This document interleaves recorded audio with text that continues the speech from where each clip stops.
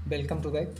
हम आज चर्चा करेंगे डोनातेलो डोनातेलो के विषय में, जिनका जन्म 1386 से 1466 ईस्वी के मध्य हुआ था। डोनातेलो मसच्चियो से बड़े थे किंतु अपेक्षाकृत अधिक जीवित रहे। क्या बड़े थे किंतु अधिक जीवित रहे? देखिए, हमने अभी पढ़ा कि मसच्चियो मात्र 28 वर्ष जीवन जिए थे। ठीक है,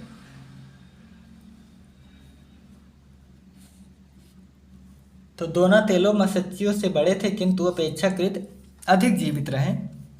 यह एक मूर्तिकार थे जिन्होंने अपनी जीवन काल में पर्याप्त ख्याति अर्जित की।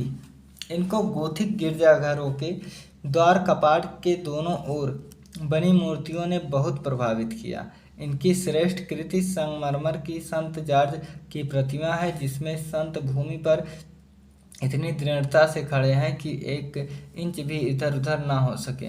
छायाचित्र 39। एक हाथ में क्रॉस के चिन्ह वाली ढाल है।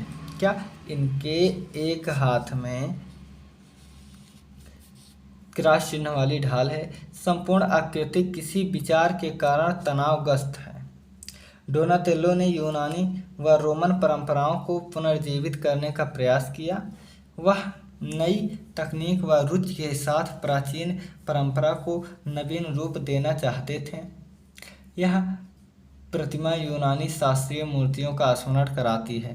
चेहरे पर तनावग्रस्त भाव, घुघराले बाल अद्वितीय हैं। इनको जियोत्तो के समान ही अनेक नगरों के सौंदर्यीकरण के लिए बुलाया जाने लगा। इन्होंने सियेना के एक पवित्र कुंड के लिए ताम्र अर्धचित्र बनाया। क्या सियेना के एक ताम्र अर्धचित्र बनाया?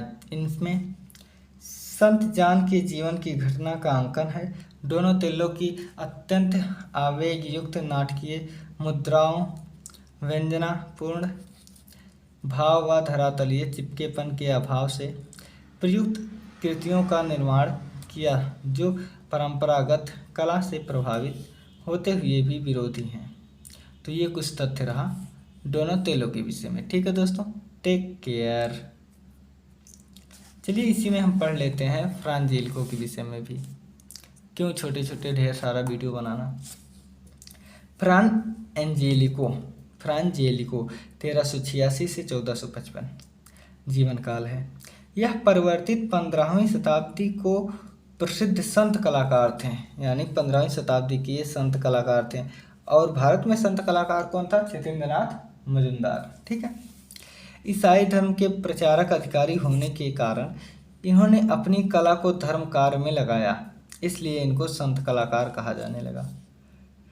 इनकी कला का प्रारंभ गोथिक विशेषताओं के साथ हुआ। इनकी शैली स्पष्ट, सरल व परंपरागत थी तथा आकृति भी बड़ी बड़ी थी। केवल आवश्यक विवरण ही चित्रों में उभरे हैं, परिप्रेक्ष भी नहीं है तथा घनत्व की कमी है। प्रकृति का चित्रण अवश्य आकर्षण है। यह पुष्पों तथा विभिन्न वेशभूषा के चित्रण में बहुत रुचि लेते हैं। इनकी आकृतियाँ कोमल व सुंदर, विशुद्ध रंग, चमकीली व सुनहरी पृष्ठभूमि तथा सरल संयोजन प्रत्येक व्यक्ति समझ सकता है तथा आनंद ले सकता है। 1436 ईस्वी में इन्होंने फ्लोरेंस संत मार्को के मठ को भित्ति चित्र से अलंकृत करना प्रारंभ किया, जिसमें लगभग 50 भित्ति चित्र हैं, जो इनकी प्रसिद्धि का कारण है।